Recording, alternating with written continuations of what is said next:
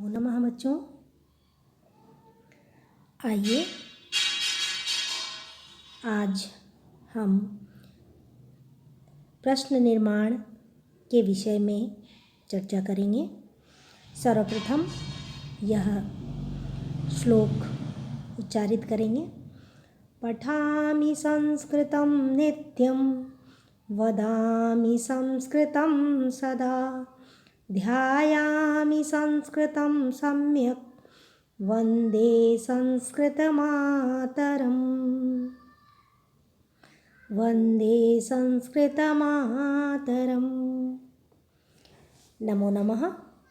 अद्य अहं प्रश्ननिर्माण इति विषये चर्चां करिष्यामि।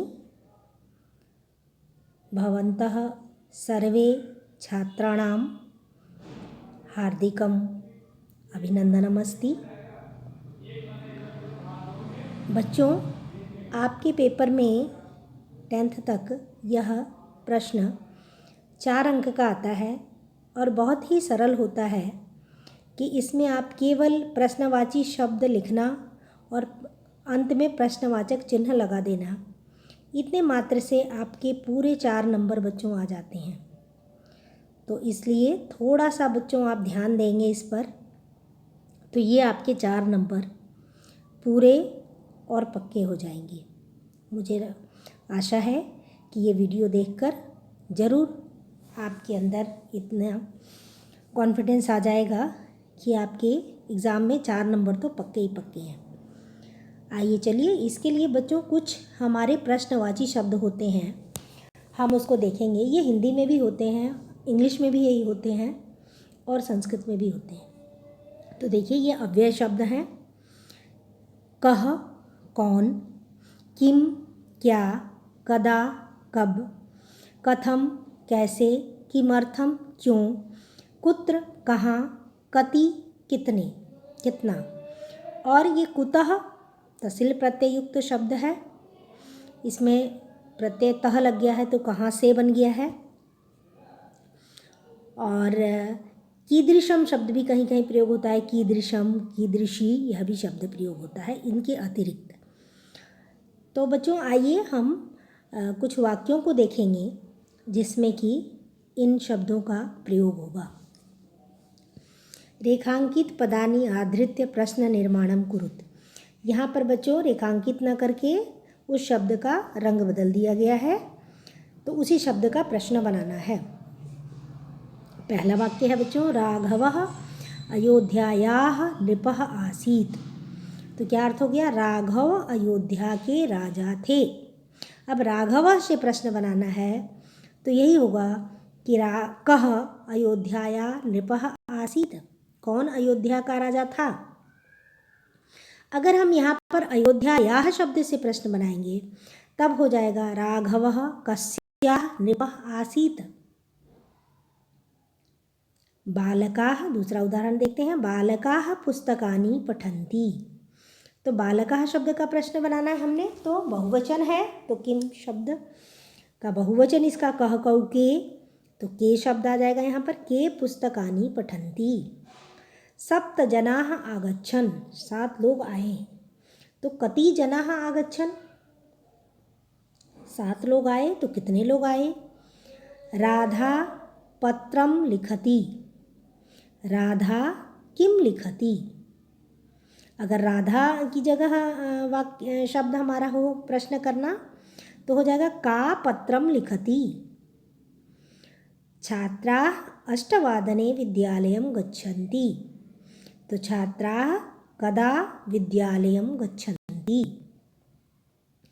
वृद्धाः भ्रमणाय उद्यानं गच्छन्ति। वृद्धाः किमर्थम् उद्यानं गच्छन्ति। कृष्णः मथुरायाम् आसीत्। कृष्णः कुत्र आसीत्। सर्वे प्रसन्नाः आसन्। सर्वे कथम् आसन्। सभी प्रसन्न थे तो सभी कैसे थे प्रश्न बन जाएगा। कृष्ण मथुरा में थे तो कृष्ण कहाँ थे। अच्छा होगा बच्चों कि संस्कृत का अभ्यास अगर हम संस्कृत से ही करेंगे तो थोड़ा हमें जल्दी आएगा। अच्छा, इसके अतिरिक्त बच्चों प्रश्नवाची प्रश्न निर्माण के लिए किम शब्द रूप के पुल्लिंग, स्त्रीलिंग और नपुंसक लिंग शब्दों का स्मरण होना और अवबोधन होना अत्यंत आवश्यक है। तो आप आइए आगे हम देखते हैं। किम शब्द रूप का पुल्लिंग शब्द है ये। कह कौ के, कम कौ कान, केन काभ्याम कह, कस्मै काभ्याम केभ्यः, कस्मात् काभ्याम केभ्यः, कस्य कयोः केषां, कस्मा कस्मिन् कयोः केषु। तो बच्चों इसमें जो है आपको कह किसने, कम किसको, केन किससे, कस्मै किसके लिए, कस्मात किससे अलग होने के अर्थ में, कस्य किसका और कस्मिन मतलब किसमें, और इसका बहुवचन आगे है। कह का द्विवचन कौ के, कम कौ कान। तो आगे आइए देखिए, आगे हम थोड़ा सा स्त्रीलिंग शब्द भी पढ़ लेते हैं। का, के, काह, काम, के, काह, कया काभ्याम काभी, कस्य काभ्याम काभ्यः, कस्याः काभ्याम काभ्यः, कस्याः कयोः कासां, कस्याम कयोः कासु। तो ये हमारा स्त्रीलिंग में शब्द बनता है। और नपुंसक लिंग में बेटा पुल्लिंग की तरह ही बच्चों बनता है, केवल दो प्रथमा विभक्ति और द्वितीय विभक्ति किम के कानी एक समान चलते हैं और सारा ही हमारा पुल्लिंग के समान चलता है। तो अब आइए हम थोड़े प्रश्नों का अभ्यास करेंगे। इसको याद करना आवश्यक है और समझना।